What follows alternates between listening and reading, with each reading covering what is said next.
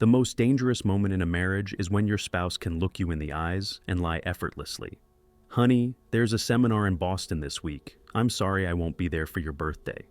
I nodded and said, I understand.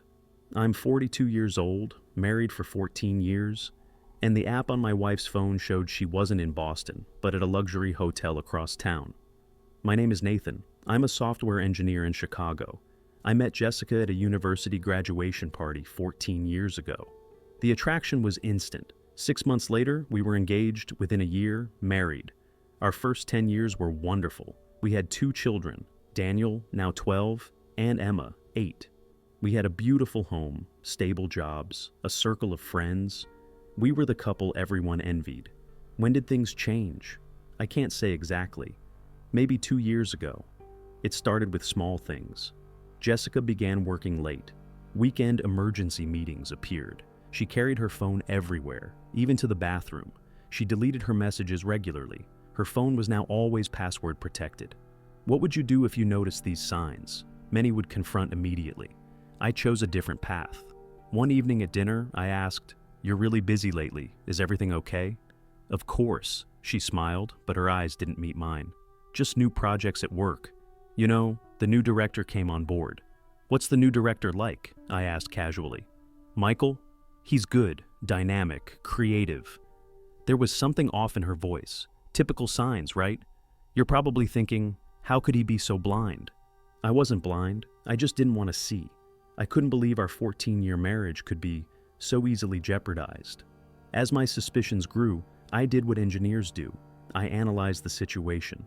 Was installing a tracking app on Jessica's phone, right? Number. But neither is throwing away 14 years of loyalty. The app was simple. Background tracking, no trace, sending me location, messages, and social media. The opportunity came when Jessica left her phone while showering. It took less than 2 minutes. The next week, I reviewed the data. Her location usually matched what she told me. Nothing suspicious in her messages. Maybe I was wrong? Then came my birthday, April 19th. Jessica left for work early, promising something special that evening. At 3 p.m., she texted, "Honey, an emergency came up. The Boston client wants to meet tomorrow. I have to fly there tonight. I'm sorry I can't be with you on your birthday. We'll celebrate when I get back." I didn't believe it. The tracking app showed Jessica wasn't headed to the airport, but across town at an upscale hotel. She stayed there for hours. At 8 p.m., my parents took me out for dinner. I forced a smile, opened presents, blew out candles. My phone showed notifications from the app. Jessica was still at the hotel. Have you ever had to pretend everything is fine while your world crumbles? It's a unique kind of pain. When I got home, the kids were asleep. My mother-in-law had watched them. "Jessica's trip to Boston was very sudden, wasn't it?" she asked. "Business can be like that," I replied calmly. Jessica didn't come home that night. Next morning around 10 a.m., she returned looking tired. "The flight was delayed, traffic was terrible," she said. "How was the Boston meeting?" I asked. She gave a detailed story. Difficult client, resolved issues, new hotel in the city. Then she gave me my birthday present, an expensive watch. "I got it for you in Boston," she said. I put it on, thanked her, and went to work as if nothing was wrong. At the office, I examined all messages from her phone. Everything was clear. Months of correspondence with Michael. Messages that started innocently had become romantic and intimate. And yes, they met at the hotel on my birthday. "Michael, I couldn't take my eyes off you in the meeting today." "Jessica, you were staring too. Be careful, people will notice." The messages became more personal. "Michael, last night was amazing. When can we meet again?" "Jessica, weekend is difficult. Nathan and the kids will be home." "Michael, Monday lunch at the cafe near the office?" "Jessica, definitely." The final exchange about my birthday. "Michael, everything's set for tomorrow. Reservation at the Four Seasons." "Jessica, I don't know what to tell Nathan. It's his birthday." "Michael, tell him it's a business trip. Boston meeting." "Jessica, what if he doesn't believe me?" "Michael, why wouldn't he? He believed you before." That last message cut deep. He believed you before. This wasn't the first time. Have you ever felt the pain of betrayal? My story takes a different turn here. I didn't know Michael's identity, but found he was a new director at Jessica's company, handsome, single, younger than her.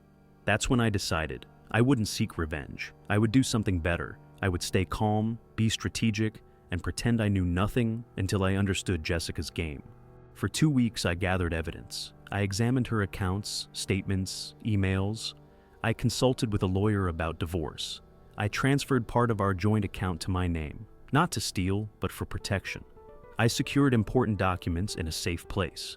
3 weeks later, Jessica was leaving for another Boston meeting. This time, my mother would watch the kids.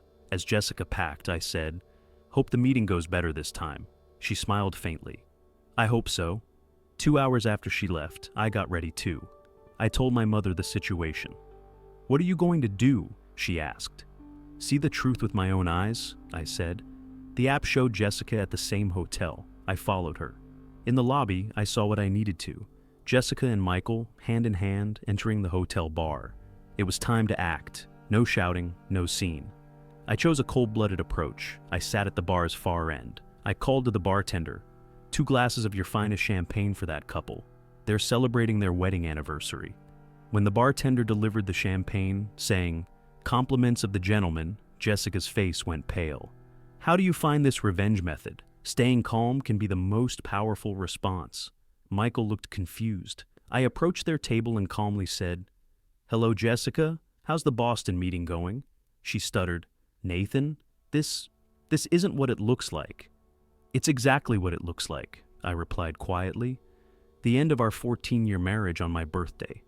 Don't come home. My mother is with the kids. Your suitcase is packed. My lawyer will contact you tomorrow." Michael tried to intervene. "Sir, let's calm down." I turned to him. "Do you know how long you've been lying to Jessica? Did she tell you her marriage was unhappy? She's your problem now." I left the hotel and drove home. My phone rang. "Jessica." I didn't answer. When I arrived, my mother looked worried. I briefly explained what happened. "What will you tell the children?" she asked. "The truth," I said. "That their parents can no longer live together, but we both still love them." Jessica didn't come home that night. Next morning, my lawyer had prepared divorce papers. Jessica was crying, trying to explain. "Your suitcase is ready," I said. "Go to your parents. The children can visit after school." She was shocked. She expected me to yell, to beg for another chance. But I had moved to the next phase, acceptance and moving forward. The following weeks were difficult. The children struggled to understand. Our social circle was shaken. But I remained firm. The divorce process began. Interestingly, Jessica and Michael's relationship didn't last. They broke up a month later. Jessica told me Michael had started seeing another married woman. Typical pattern. Jessica begged several times to come back, to save our marriage. "It was a mistake," she said. "A moment of weakness." "You can't end a 14-year marriage with a moment of weakness," I replied. This wasn't a moment, it was months of choices. Every lie, every meeting was a choice, and choices have consequences. 6 months later, the divorce was finalized. We had joint custody, but the children lived with me. I'm now starting a new life. My company offered to transfer me to our London office. I accepted. Jessica seems remorseful now. Maybe she truly is. But it's too late. Sometimes moments completely change your life. For me, that moment came with an app notification on my birthday. I didn't seek revenge. I stayed calm, faced facts, and accepted consequences. What seemed like the end of a marriage was actually a new beginning.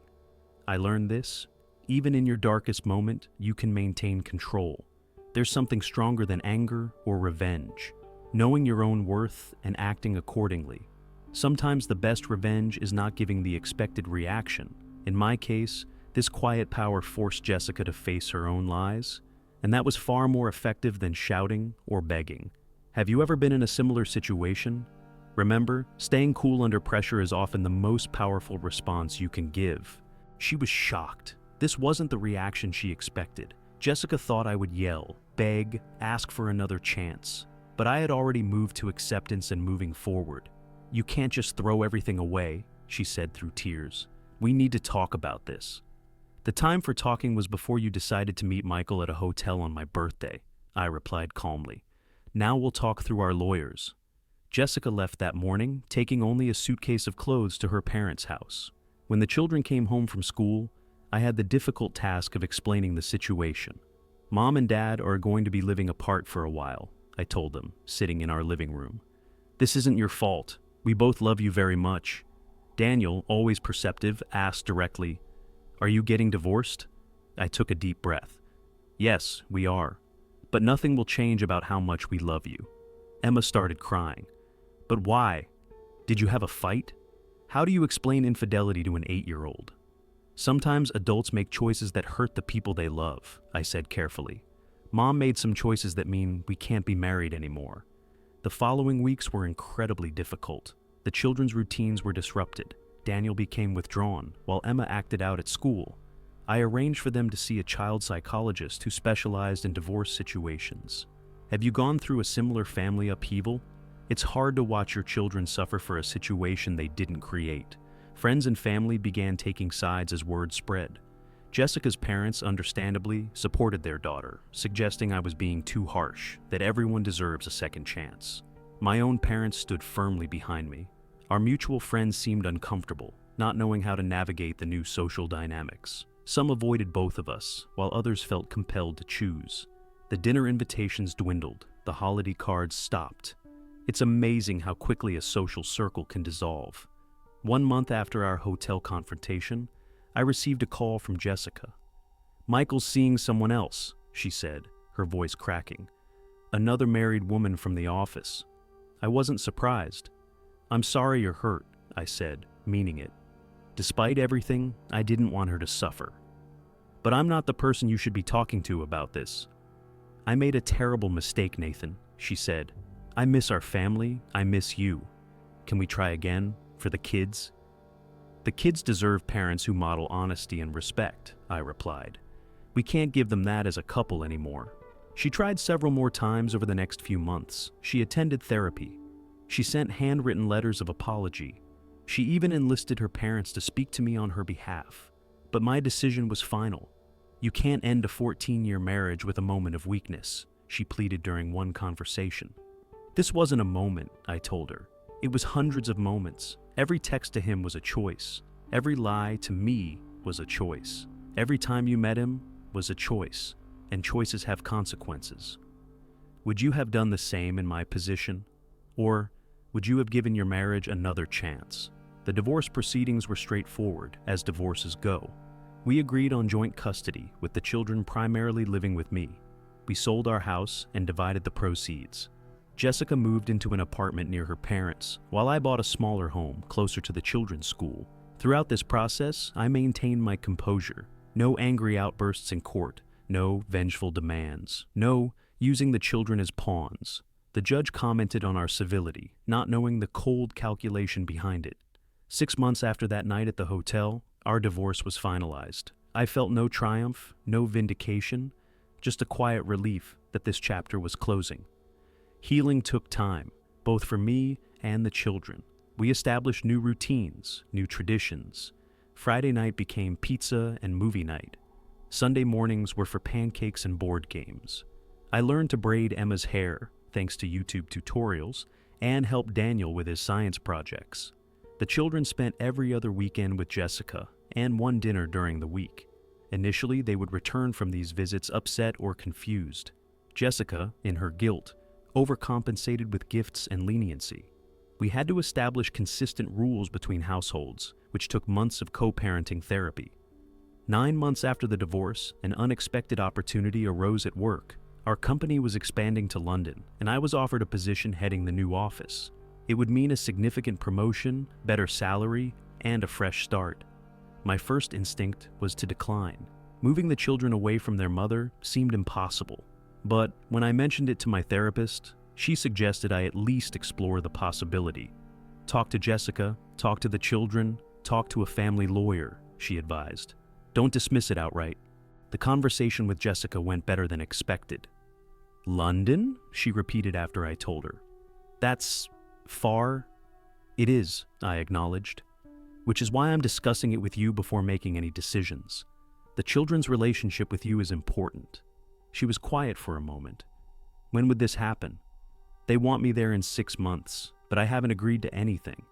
To my surprise, Jessica didn't immediately object. I need to think about this, she said.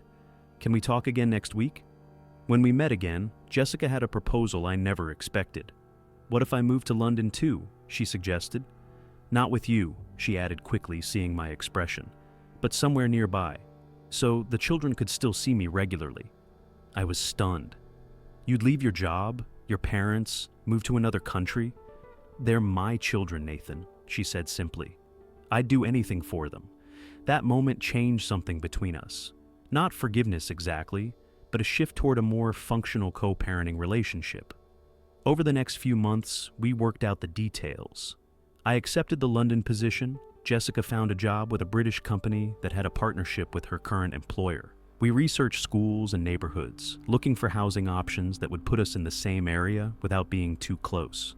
The children had mixed reactions to the move. Daniel was excited about living in another country. Emma was worried about leaving her friends. Both were reassured that they would still see both parents regularly. 4 months later, we moved to London. I found a comfortable townhouse in North London, while Jessica rented a flat about 20 minutes away. The children enrolled in a British school and gradually adjusted to their new environment. Our arrangement was unusual, certainly. Former spouses moving to another country together, not as a couple, but as co-parents. It raised eyebrows among new acquaintances. But it worked for us, or, more importantly, it worked for our children. 1 year to the day after that fateful birthday, I sat in my London home reflecting on how much had changed. My career was thriving. The children were adapting well to their new school. Jessica and I had established a civil, even occasionally friendly relationship, focused on our children's well-being. The pain of betrayal hadn't completely vanished. Trust, once broken, is never fully restored, but the acute anguish had subsided, replaced by a quiet acceptance and, increasingly, gratitude for the new life I'd built. That evening, Jessica dropped the children off after their weekly dinner together. As they ran inside to show me their school art projects, Jessica lingered at the door. "Are you doing okay?" she asked. "With the anniversary, I mean." I was surprised as she remembered. "I'm doing well," I replied honestly. She nodded. "I'm glad, and I'm sorry, Nathan. Not just for what I did, but for who I was. I didn't value what we had. We can't change the past," I said. "But we're doing right by the kids now. That's what matters." After she left, I sat with the children as they showed me their artwork. Watching their animated faces, I felt a profound sense of peace. The path that had brought us here was painful, but it had led to growth I couldn't have anticipated. The betrayal that ended my marriage also freed me to discover my own resilience. I had weathered the worst and emerged stronger, more self-assured, more present as a father. There's a saying that living well is the best revenge, but I've learned that true healing comes when you no longer need revenge at all. When you can look at the person who hurt you and feel nothing but acknowledgement of a wound that no longer defines you. So if you're facing betrayal now, if you're in that raw, agonizing place where I once stood, know this: it gets better. Not because time heals all wounds, but because you become stronger than the wound. And the calm, measured response that once felt like a strategic choice eventually becomes your authentic reality. Not a mask you wear to hide your pain, but the genuine expression of someone who has moved beyond it. I still wear the watch Jessica gave me that birthday. Not as a reminder of betrayal, but as a marker of the day I began to reclaim my life. Sometimes the most significant gifts come disguised as our deepest wounds,